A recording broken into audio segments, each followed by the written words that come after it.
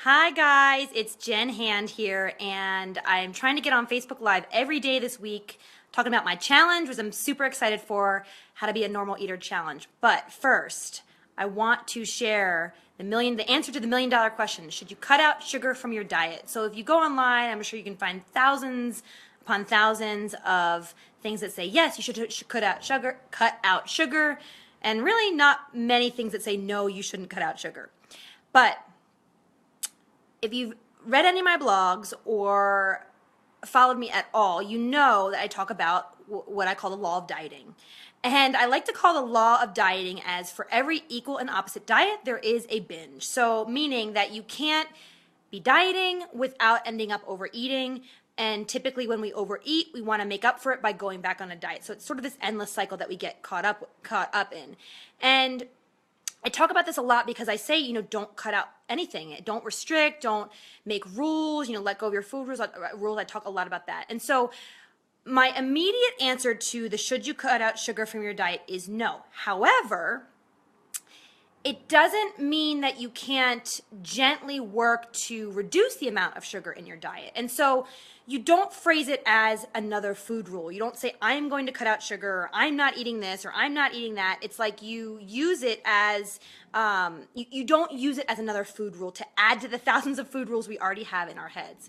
So use it as a way, and I'll talk about 3 ways that you can reduce the amount of sugar in your diet very gently, very naturally, with a lot of ease, and not having it be another diet, another 30-day thing that you adhere to, another cleanse, another whatever. Because the problem with doing those types of things is that they end up with us overeating. If we go on something, we go off something. And so we don't want to look at sugar as something that we go on. Oh, we're cutting out sugar for 7 days. We're cutting out sugar for 4 months, for 30 days, for 6 weeks, for whatever. It's like we can look at it in a way to help with our health, but not making it another diet, another food rule.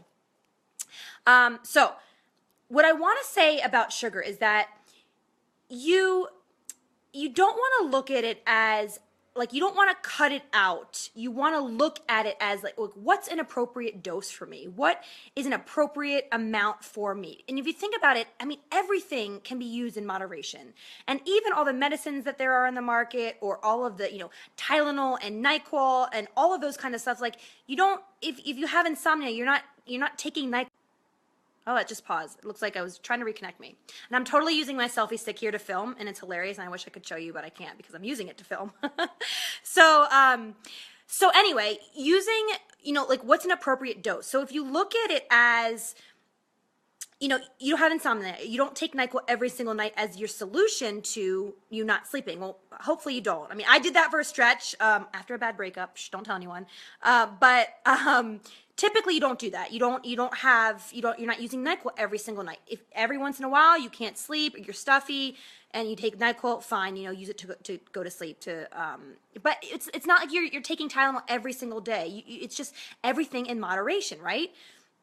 So it's the same thing with sugar. Like, what's an appropriate dose for you? Because everyone's different, and it's to begin to reduce the amount of sugar in your diet is, I want you to think of it as a very natural process. And there's 3 tips I want to give you to, if you are interested in cutting out sugar from your diet, or naturally looking to do it in a way that's very gentle. And that's the key here, making it be really gentle, because I don't have any rules or restrictions around sugar. I eat sugar when I want. I don't eat it when I don't want it. And so eventually you want to get to the place where it's not a rule, or it's not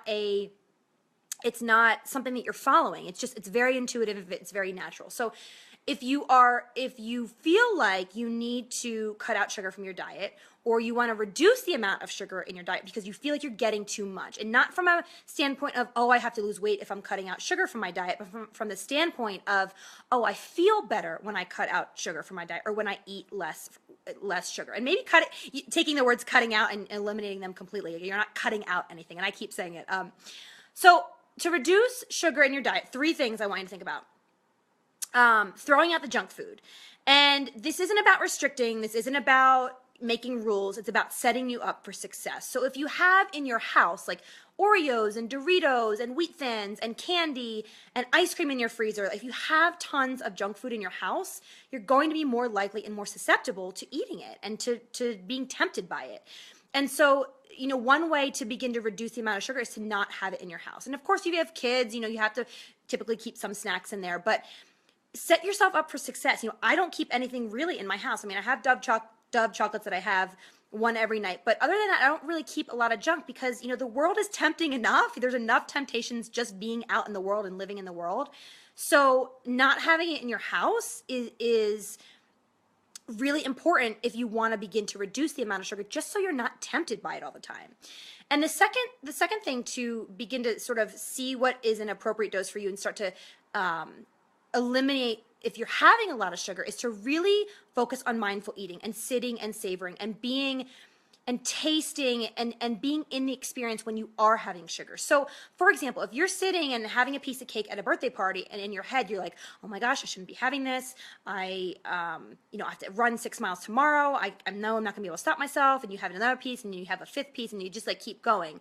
Versus if you're sitting there, you have a piece of birthday cake and you're tasting it and you're savoring it and you're pausing and you're talking to people and you're setting your fork down and you're actually in the experience.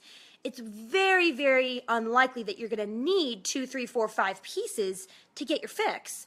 And so when you can sit and savor and be in the experience, one will typically be enough. And that's key because when we start eating sugar and we get in that overeating, we get in that sort of binge mode, it can become very frenetic and very fast paced and like we can't stop. But when you sit and savor and be mindful, that's when one will be enough because you're actually tasting it. And it's interesting because I did an experience, a mindful eating experience or exercise where I tasted, I did it with a Hershey Kiss, a milk chocolate Hershey Kiss that I used to binge on, like just eating Hershey Kisses all the time.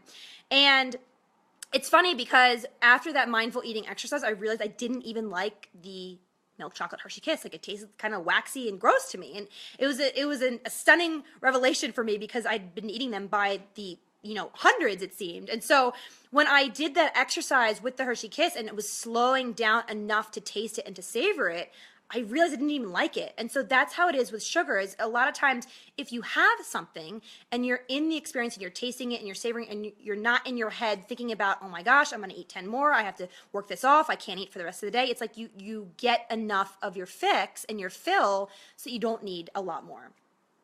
And the third thing to begin to reduce sugar in your diet is to really focus on how it makes you feel. And I teach this with all my clients because using how it feels as a motivator is so much more life-changing and transformative than using weight loss as a motivator. And so if you can use how it makes you feel, like, focusing, like, does it make you feel energized? Does it make you feel tired? Does it make you feel like crap? Does it make you cranky? Does it make you feel good? How the food makes you feel, especially with sugar, because for some people react to sugar very differently. Some people can't eat a lot of sugar because they get that sugar high, they get that rush, or they get really cranky, or they have a crash. And so if you use that as your motivator, it makes it easier to reduce it because your motivator is, oh, it doesn't make me feel good, instead of being like, oh, I'm trying to lose weight because I want to cut out sugar.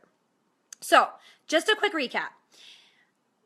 Using not using cutting out sugar as your means to cut out sugar. So reframing the language and understanding that if you just make a rule, it's going to be broken. You're going to want to rebel. You're going to want to, go off of it depending on how long, a day, 2 days, a week, a month, it depends on the person, but like eventually you're going to want to like, oh, screw this.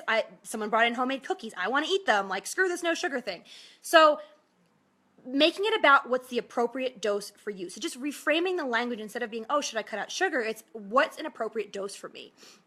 And to begin to figure that out and to reduce the sugar in the way you eat is, number one, throwing out the junk food in your house. And again, that's not about restricting. That is about setting yourself up for success so you don't have the temptation all the time of cookies and cakes and candies. The second thing is sitting and savoring, mindful eating, so incorporating mindful eating and just slowing down. Because when you actually slow down and taste things, you realize that one may be enough. Or you may realize, like I did, that you don't even like it. And the third thing is making an effort to focus on how you feel around it. So how does what you're eating make you feel, and letting that be your motivator to reduce it or to eat something else. So I love your comments. Tell me what you think.